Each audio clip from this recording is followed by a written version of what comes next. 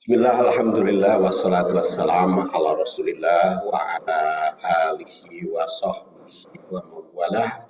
Kita lanjutkan lagi bagian yang kedua. Sekarang jam 1.15, nanti sampai jam 2. Nah, jam 2 kita istirahat seperti tadi, nanti dilanjutkan lagi.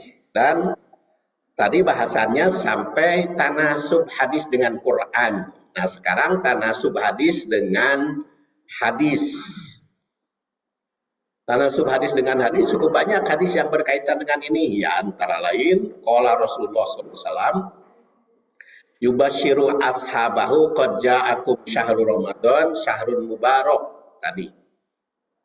Iftaradallah alaikum siyamahu, yuftahu fihi abwabul jannah, wa yughlaqu fihi abwabul jahim, wa tughallu fihi syayatin, fihi lailatun khairun min alfi syahr, man hurrima khairaha faqad urima. Hadis ini saya bahas pada Tarhib Ramadan tahun 1444. Hadis ini. Jadi tidak perlu saya bahas lagi. Hanya kesimpulannya terkait dengan hadis ini. Bagaimana syarah hadis ini? Maka baca buku yang dibagikan pada akhir Sa'ban tahun 1444.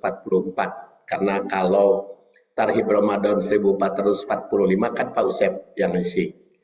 Jadi tidak perlu saya bahas ya ayatnya. Pokoknya keterkaitan dengan hadis tersebut. Kemudian T berikutnya adalah tarikh hadis atau tinjauan sejarah. Tinjauan sejarah itu penting hadis itu, karena kalau tidak ditinjau dari sejarah kadang-kadang salah tafsir atau salah kesimpulan. Ya, salah satu contohnya Rasul, kata Al-Mughirah, Rasul sholat tahajud sampai bengkak kakinya.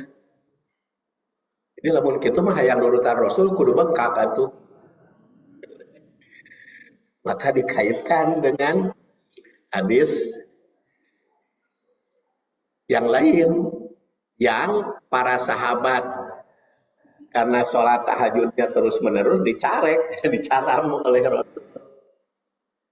Apa kamu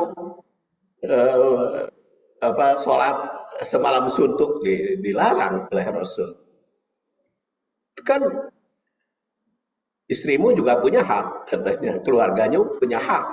Kamu jangan sampai matamu sayu, badanmu layu, gara-gara tahajud.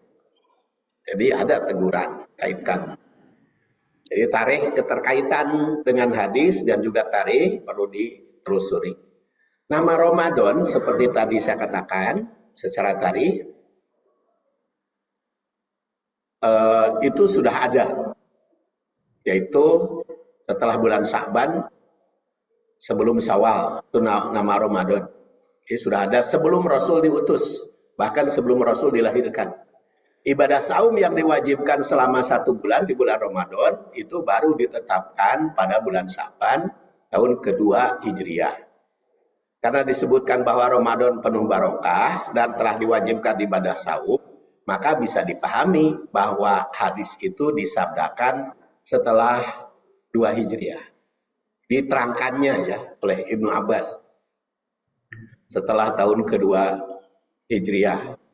Namun hadis yang dikaji di sini yang menerangkan sifat Rasul selama Ramadan tidak disebutkan pandu saumnya di bulan apa, dan bisa dipahami sejak awal kerasulan bagaimana yang diisi yang keterangannya.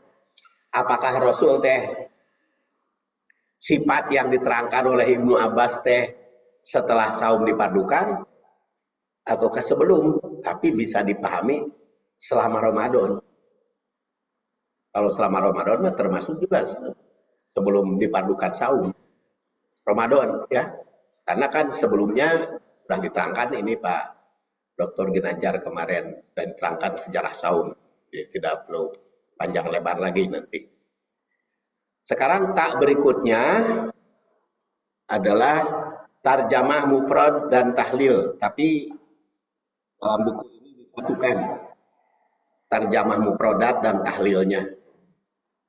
Nanti itu di dalam buku yang lain nanti bisa dipisahkan sehingga 11 taknya. Ini juga 11 taknya karena tarjamah mufradat dan tahlil syarah. Tahlil itu uraian. Kalau tarjamah ya tarjamah sudah diketahui oleh kita. Mufradat itu kata per kata. Jadi disatukan. Karena Nabi sallallahu alaihi wasallam, karena menurut bahasa itu berarti ada atau adalah, menggambarkan keadaan yang diungkapkan berikutnya. Ucapan ini disampaikan oleh Ibnu Abbas yang wafat tahun 68 Hijriah. Lahirnya 3 sebelum Hijriah, 3 tahun. Jadi ketika wafat beliau umurnya 71. Dan kuburannya sekarang ada di Thaif. Ada di Thaif. Di Thaif itu ada kuburan Ibnu Abbas. Kita, kalau saya biasanya sholat, kalau ke Thaif itu sholat asar biasanya, pasnya Thaif itu. Jadi pergi biasanya itu sebelum pagi-pagi keliling-keliling, nanti pas di Ibnu Abbas itu biasanya sholat asar, duhur dan asar itu jamaah takhir Ibnu Abbas kalau ke Thaif. Tapi pernah juga maghrib isya pernah keliling-keliling Thaif. Thaif itu daerahnya sejuk Bu, walaupun musim panas. Sejuk pisan, model di Urama Pangalengan apa? Palembang. Sejuk. Jadi Cibeudeuy. Sejuk. Kalau musim dingin mengahodon, kalau musim panas enak. Hodon teh naonnya. Ya, menggigil. An-Nabi sallallahu alaihi wasallam, kata Ibnu Abbas, adalah Nabi sallallahu alaihi wasallam. Ajwada mayak ajwadan nas. Ajwad itu berasal dari kata jada yajudu jaudan, jaudatan. Mengandung arti menjadi baik atau mengembangkan kebaikan. Namun sering disambungkan dengan jad bilmal, dermawan. Kalau bilmal, baik sekali di dalam urusan al-khair. Al-khair itu apa? Ya, kita rinci nanti. Apa yang dimaksud dengan khair? Jadi Rasul itu sangat dermawan sehari-harinya, memberikan sumbangan kepada umat. Dan tangan yang dermawan itu di sisi Allah adalah tangan yang tinggi derajatnya. Makanya seperti tadi saya katakan, ibadah Ramadan itu ujian utamanya bagi 3 hal: sehat jasmani, sehat rohani, dan sehat ekonomi.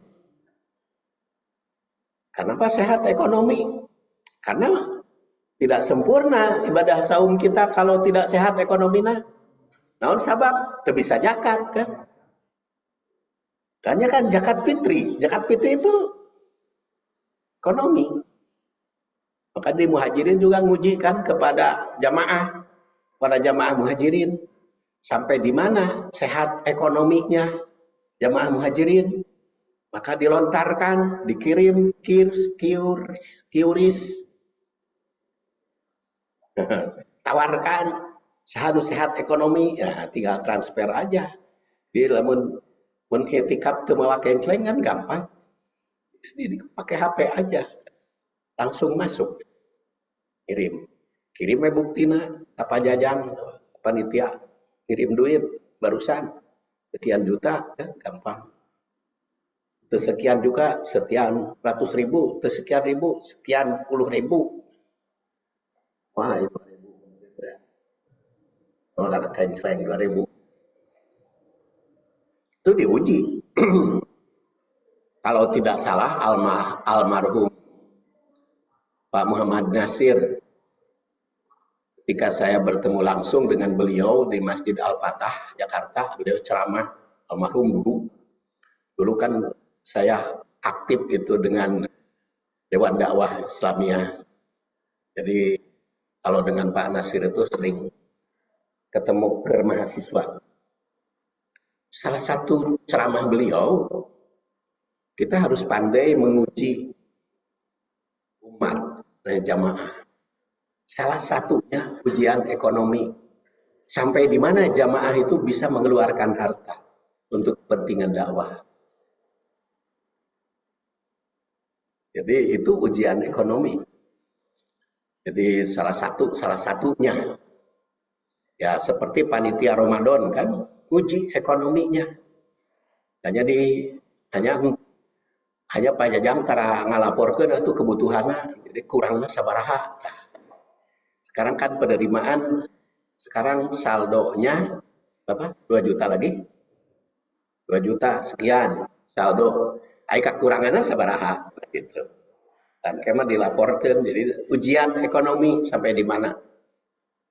Ya seperti halnya waktu Jumat kan, penerimaan sekian, lapor dari Ibu Ruwe, kekurangan dalam 1 tahun sekian. Nanti kan rapat nanti di bulan Syawal itu DKM akan menghitung pengeluaran dan penerimaan program tahun berikutnya. Ramadan juga seperti itu. Insya Allah kekurangannya. Nah, itu zakat fitri itu sebetulnya ujian bagi setiap umat, dan makanya zakat fitri itu seluruh umat yang diwajibkannya, kecil maupun besar. Cuman tadi malam ya nanya kepada saya, lamun anu meninggal sebelum Idul Fitri kudu di Jakarta tuh. Saya bilang namanya juga zakat fitri. Zakat fitri berkaitan dengan Idul Fitri. Jadi lamun hirup sampai Idul Fitri wajib zakat. Mawat memang Idul Fitri mah nyante atuh. Bukan zakat fitri, bukan zakatus siam kan. Bukan zakat saum, zakat karena berbuka sampai Idul Fitri. Dan itu rek saum rek henteu. Itu zakat. Makanya baru lahir juga tetap zakat fitri mah. Dan kata Malik Al-Handalah, tidak saya sebut di sini tahunnya teka benak, tahun sabaraha wafatna Malik Al-Handalah. Rasulullah SAW bersabda, al-aidi salah satun, tangan itu ada 3. Fayadullah yal ulya wa yadul mu'ti allati taliha wa yadus sa'il as-sufla fa'til fadla wala ta'jiz an-nafsik. Tangan itu ada 3 macam, 3 tahapan atau 3 tingkatan. Tangan Allah Maha Tinggi, kemudian tangan pemberi, dan tangan peminta. Nah, zakat itu ujian ekonomi. Nah, sampai di mana? Kunaon teu zakat fitri, teu mampu. Ai Idul Fitri masih dahar, masih berarti mampu. Kalau waktu Idul Fitri masih dahar dan ada lebihnya. Makanya dicantumkan di spanduk bagi muhajirin mah zakat fitri minimal 40.000. Itu teh minimal 40.000 teh. Bukan maksimal, bukan harus.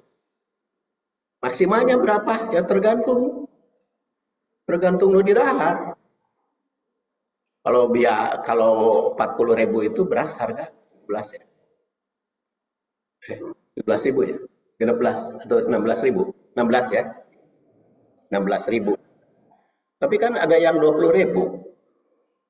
Kalau beras 20.000 yang biasa makan ibu-ibu, ya zakat fitrinya jangan 40 dong. Kalau beras 20.000 berarti 50. Kalau 30.000 ya 75. Itu harus ngitung sendiri. Itu minimal 40 karena itu SK dari Kota Bandung.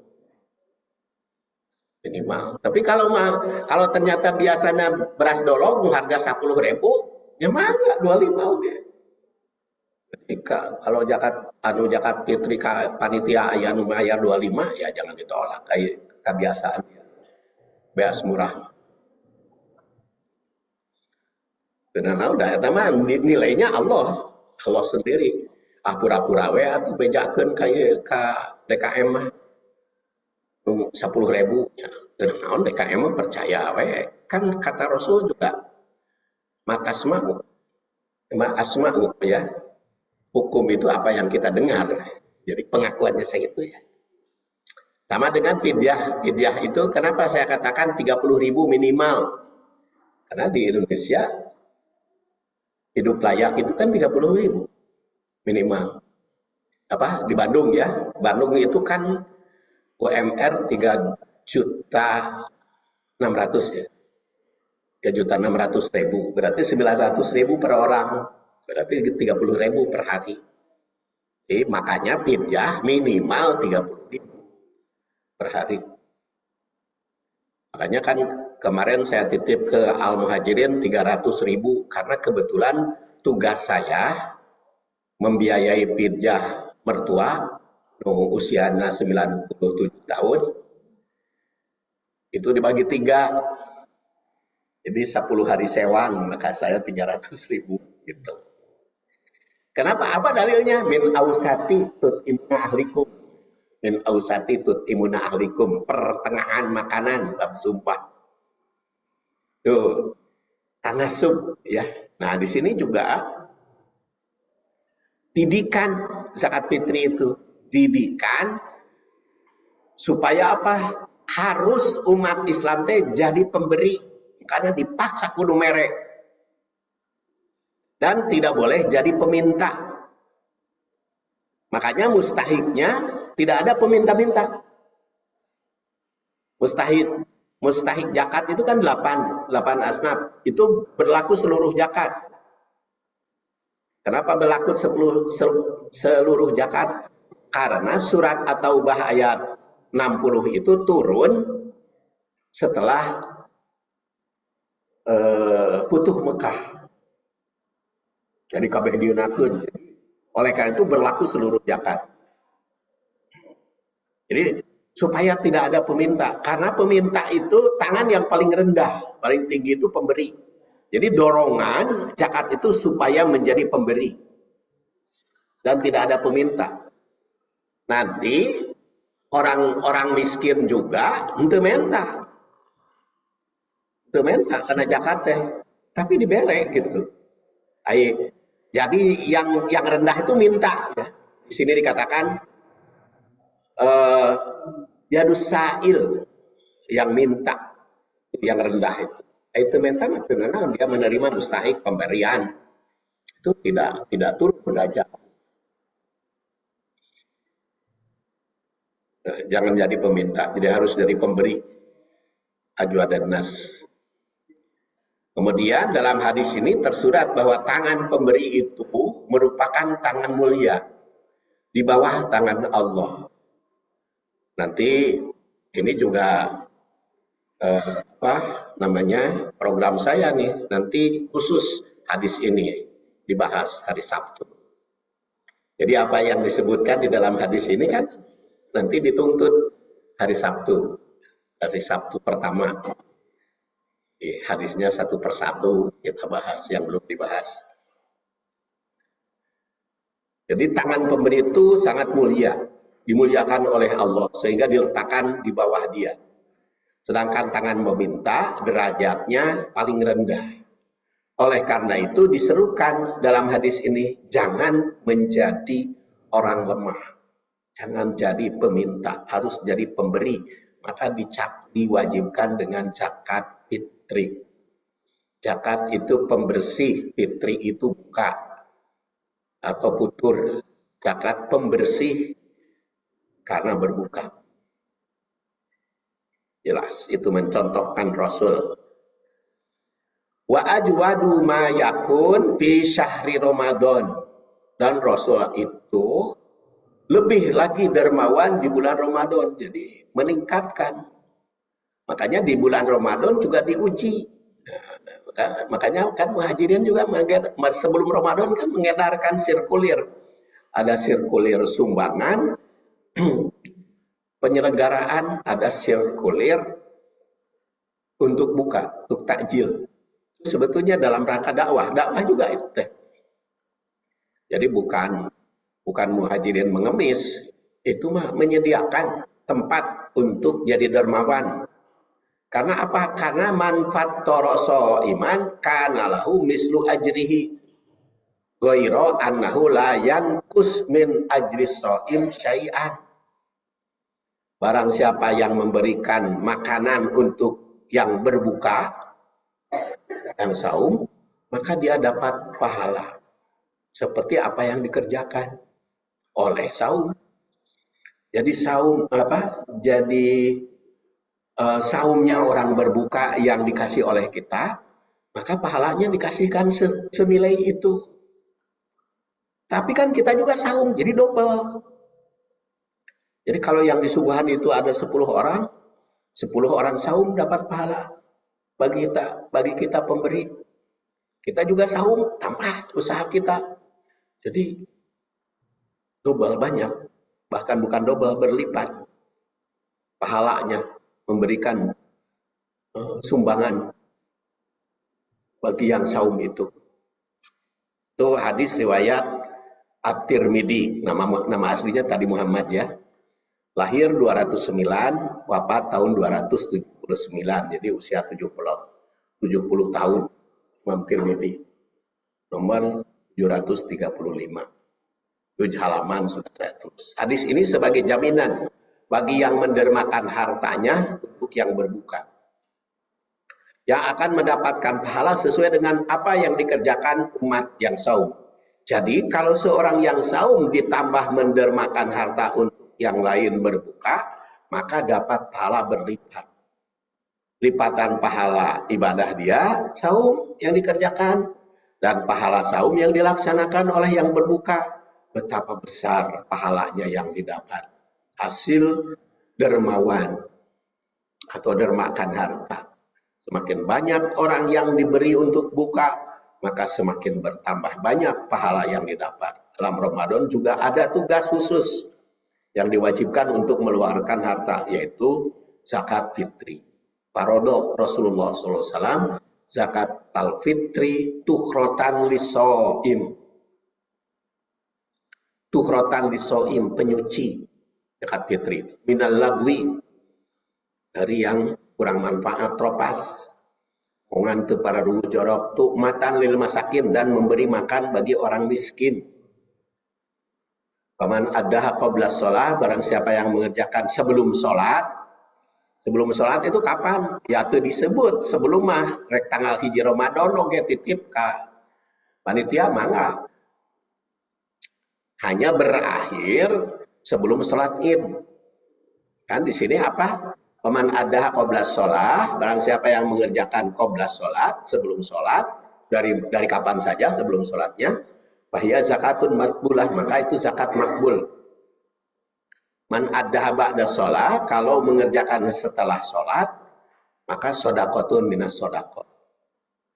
Makanya saya katakan ke Ibu Rube, Bu, lamunaya duit ya, kena panitia untuk khotim id, udah diambil aja dari zakat fitri. Bikin sebelum sholat, kausana, kang jajang.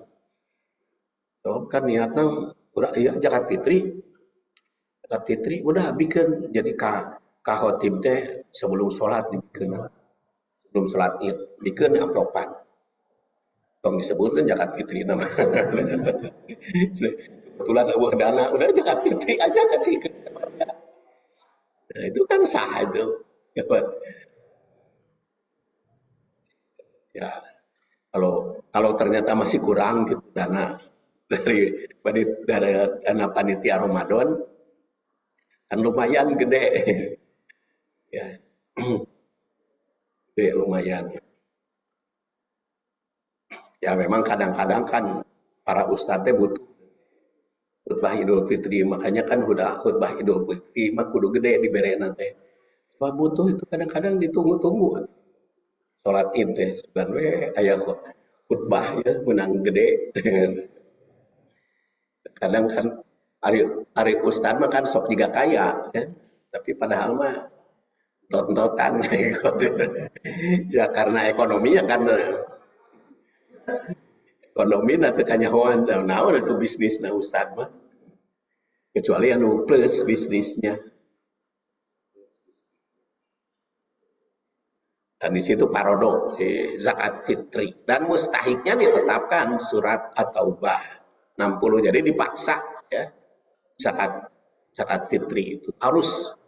Jadi kalau RW Muhajirin sabaraha penduduk namu akhirnya terang Bu RW nu muslim unggul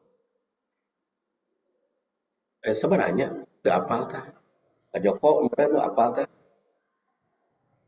RW Muhajirin apa RW ini 300 mana ada 300 makanya ada apa oh, iya kan itu jadi 300-an mah ada.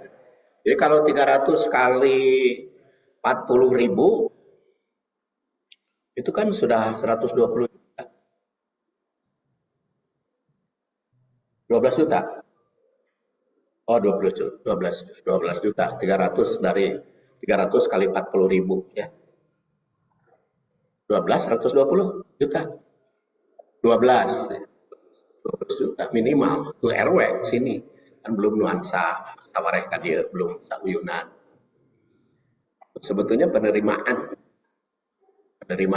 kalau 300 kan lebih kan bukan per kakak hari per orang orangnya memang langkung 300-nya bukan per kakak per orang zakat fitri mah per orang bukan per kakak parodo zakat al fitri pembersih fitri.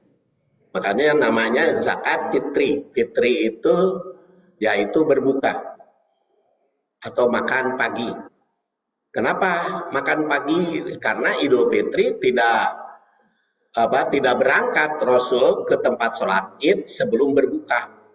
Makanya harus makan dulu. Makan naon we. Mending makan bade korma jeung bonteng. Kan berdasar hadis yang saya uraikan pada waktu yang lalu urusan madu, urusan korma itu dimakan jeung ketimun. Itu hadis riwayat Bukhari. Karena Rasulullah SAW yang ulul kisa warutob. Rasul itu memakan ketimun sama rutob. Ya, ketimun dingin membawa kedinginan, rutobah kata Al-Ghazali yang wafat tahun 450 Hijriah dan korma itu panas jadi seimbang dan itu terasa Bu enaknya buka ketimun dengan korma itu dan ke perutnya itu enak itu yang saya rasakan pokoknya mah bukan berdasar penelitian itu Rasul mah berdasar wahyu mah pasti benar. Kalau berdasar penelitian mau bisa berkembang, tapi kalau berdasar wahyu kan pasti benar. Baru sekarang kan diteliti bahwa itu adalah food balancing. Tukhrotan lisoim dan itu pembersih penyuci dari yang saum. Minal lagwi, makanya berbuka. Jadi nanti sebelum ke masjid tuh taruang gelap. Yang bagus-bagus ya, yang sehat-sehat. Karena kesehatan itu kata Al-Qur'an surat Abasa falyanzuril insan ila ta'ami. Untuk sehat itu perhatikan makan. Itu surat Abasa. Nanti dibahas oleh Pak Jajang. Surat Abasanya tafsirnya. Jadi memang kalau ingin sehat ya makanan harus dijaga. Falyanzuril insan ila ta'ami surat Abasa. Di makanan. Makanya saya usulkan pada ibu-ibu takjil teh Bu diusahakan seimbang. ulah karbohidrat tungkul. Ulah karbohidrat tungkul seimbang. Seimbang. Ada karbohidrat, ada protein, ada sayuran, serat. Tapi bukan berarti itu dicela, cuman kalau bisa mah engke mah gitu tahun Ramadan yang akan datang ditanya kesanggupannya naon gitu supaya yang mengirimkan buka itu bagian-bagian. Ini ada yang bawa lepet, ada buah-buahan, ada juga sayuran gitu. Jadi si apa namanya gizinya itu balance. Ulah karbohidrat unggul pernah abdi ningalikan karena saya berbuka di rumah itu ya itu ketimun sama rutop biasa sehari-hari setiap hari itu. Saya lihat di sini kan ada lepet, ada bala-bala, ada bolu, ada gehu, ada lapis. Komplit tapi sama. 5 macam ini. Kan lepet, bolu, bala-bala, gehu. Satu lagi naon tadi teh? Kan sama, itu mah sama Pak. Karbohidrat unggul.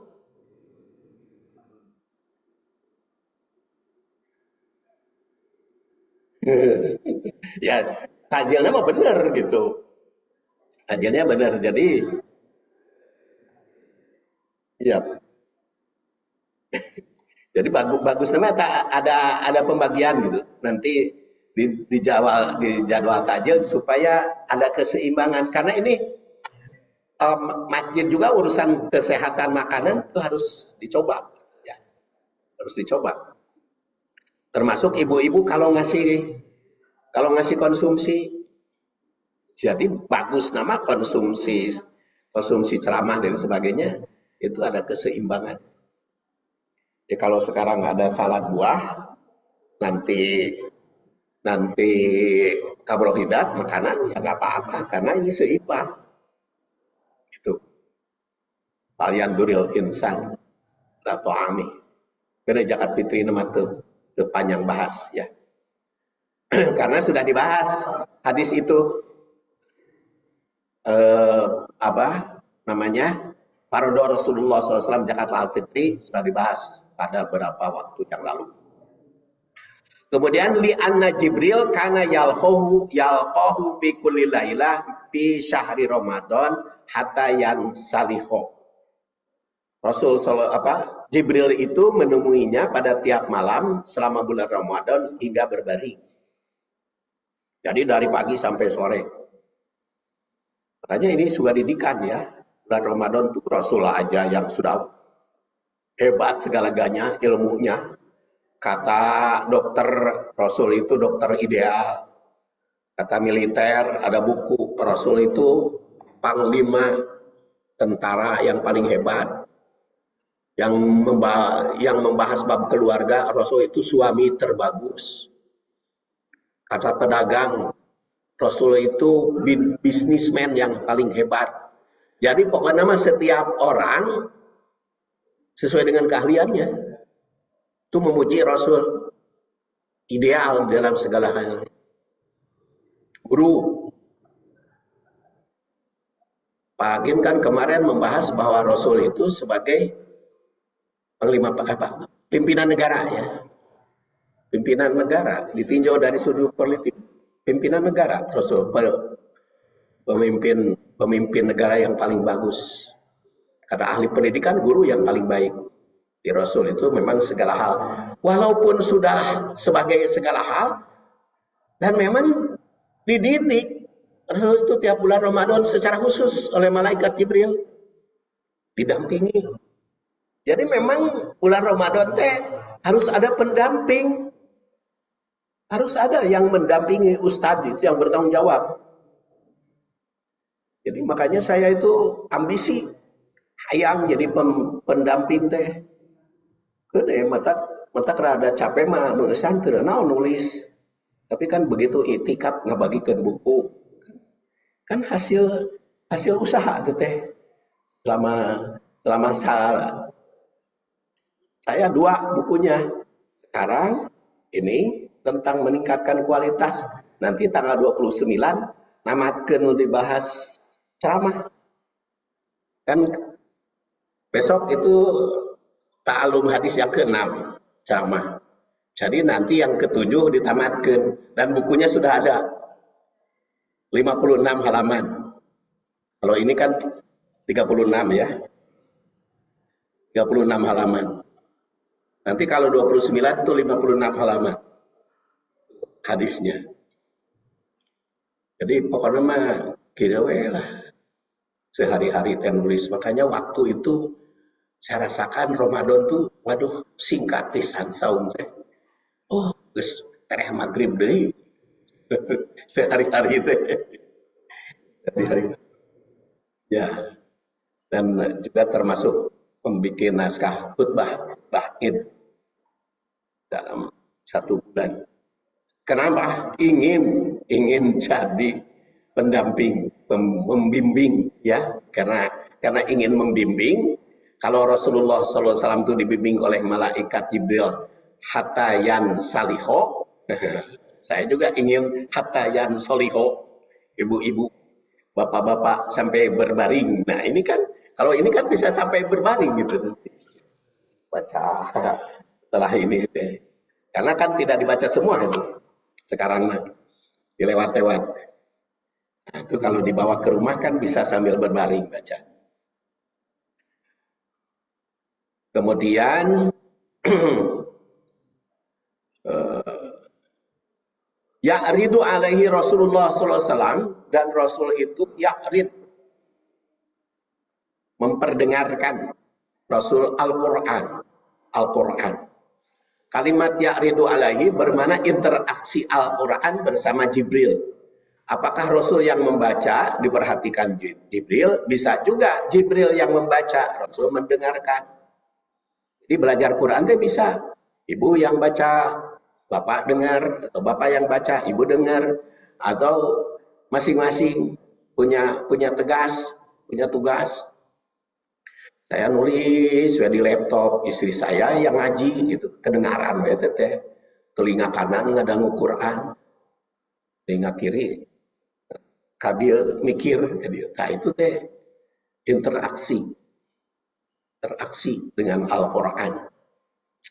Di setiap malam Rasul memperdengarkan Quran, malaikat Jibril. Di teladan Rasul itu mengandung perintah pada setiap umat untuk berinteraksi dengan Al-Quran itu. Dalam redaksi lainnya masih riwayat Bukhari yang wafat 256, fayudarisuhul Quran, mempelajari dan mengkaji Al-Quran. Lumayan itu teh ibu dan bapak ceramah Sabtu teh dipaksa nulis. So kayak karaos Pak Ginanjar kan nulis sekarang. Jarah di PowerPoint kan nulis itu maksa. Pak Jajang, Pak Usep, jadi dipaksa menulis. Kalau hanya penceramah di mimbar kan nulis, tapi kalau pakai laptop kan jadi harus nulis. Nah ini dipaksa karena kan resep Al-Quran. Jadi kalau kita ingin mendampingi, ingin cerdas, iqra, baca. Kemudian Allama bil qalam, nulis. Allamal insana malam ya'lam, mengajar. Jadi baca, nulis, ngajar. Baca, nulis, ngajar. Makanya saya sarankan share itu. Share di dalam WA, share di dalam tulisan sorangan. Jangan nge-share punya orang. Harus dilatih. Ya.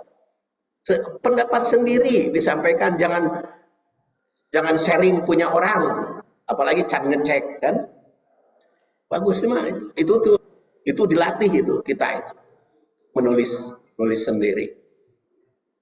Payudarisul Quran, yaitu Oleh karena itu tidak boleh lepas dari tadabbur Al-Quran selama Ramadan itu. Dan diriwayatkan dari Abu Hurairah yang wafat tahun 57 Hijriah, Rasul bersabda, "Majtama'a qaumun fi baitin min buyutillah yatlu kitaballah wa yatadarasunahu." Dan hadis ini sudah saya bahas ketika khutbah Idul Fitri di Muhajirin.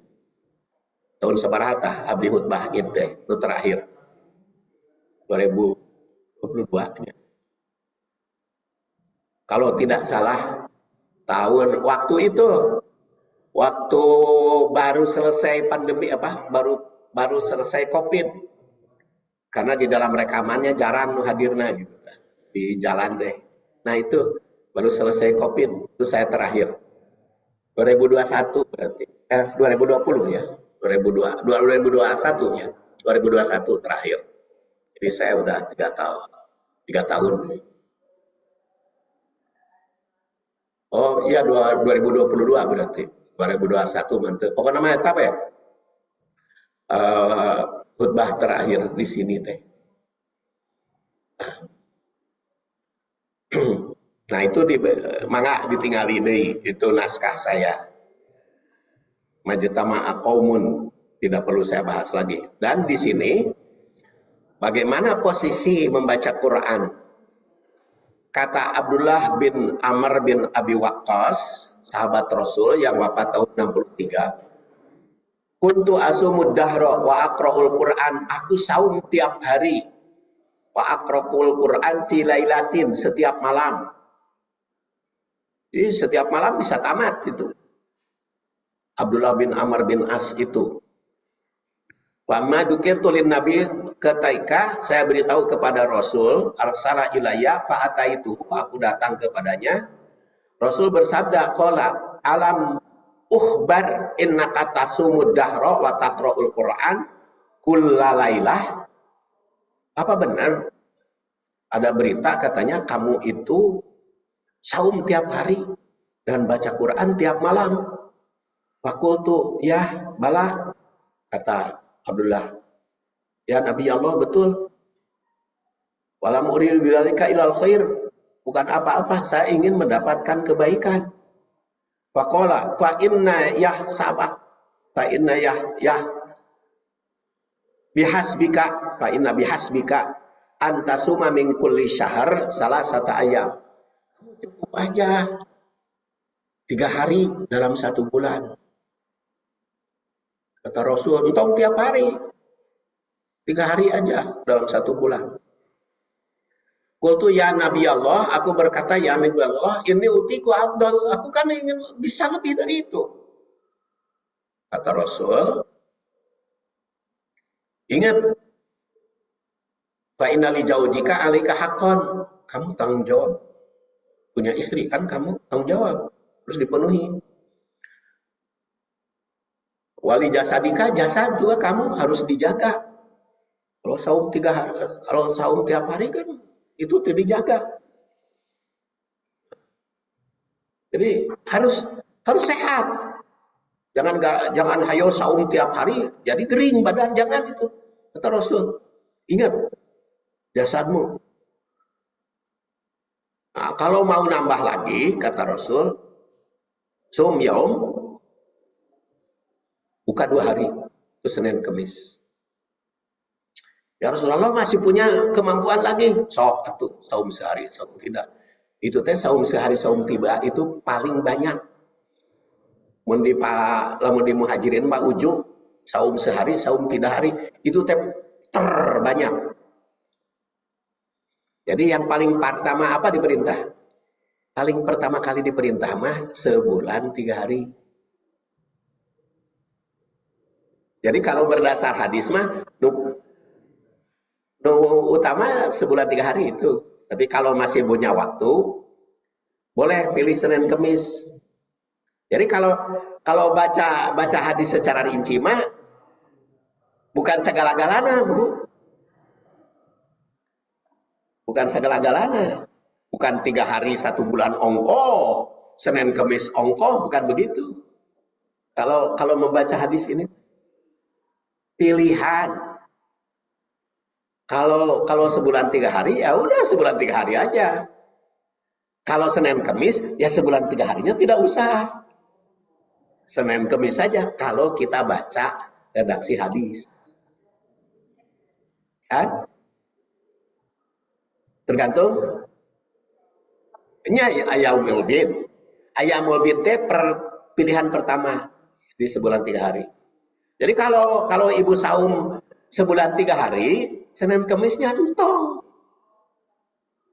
Kalau Senin Kemis, sebulan 3 harinya tidak perlu. Itu kalau baca hadis. Bukan semuanya. Semuanya mah tuh kunaon jeung saum daun. Saum daun ongkoh. 3 hari sebulan ongkoh. Senin Kemis ongkoh. Kan kacau. Jadi kalau berdasar hadis begitu.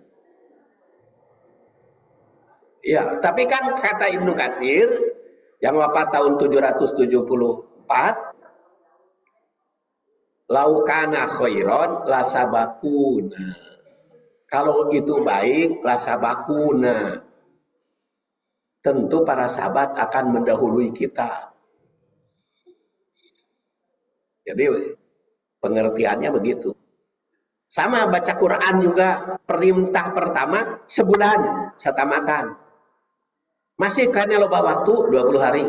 Masih kan loba waktu 15 hari tatamatan. Masih kan loba waktu sok saminggu. Kata Rasul, bagaimana lebih? Tidak. Jangan lebih dari 1 minggu. Jadi perintah yang pertama mah sabulan tatamatan. Jadi sajun sehari. Itu perintah pertama. Kecuali kalau masih karena loba waktu, mangga pada 20 hari, mangga 15 hari, seminggu itu paling banyak. Jadi 4 kali. Itu teh bagi yang salse. Jadi jangan sampai kebutuhan kepentingan yang lain tersisihkan, jangan sampai begitu. Jadi untuk apa? Ya untuk belajar, untuk mengkaji isinya. Ini berdasar hadis ini ya, terjemahnya dibaca, diteliti, didiskusikan. Makanya kata Abdullah bin Abi Waqqas, falamma kabirtu, tatkala aku usia lanjut, waditu anikuntu qobil turuh sotan. Kenapa dulu itu saya tengambil anu sabulan satamatan cenah. Geus kolot meugening ribu. Hanya kan cenah baheula teh lain ti baheula atuh saya kesatamatan sabulan. Jadi menghayati isinya. Oh, sudah jam 2. Jadi kita tutup dulu. Nanti kita lanjutkan lagi. Istirahat dulu 15 menit. Walhamdulillahirabbil alamin.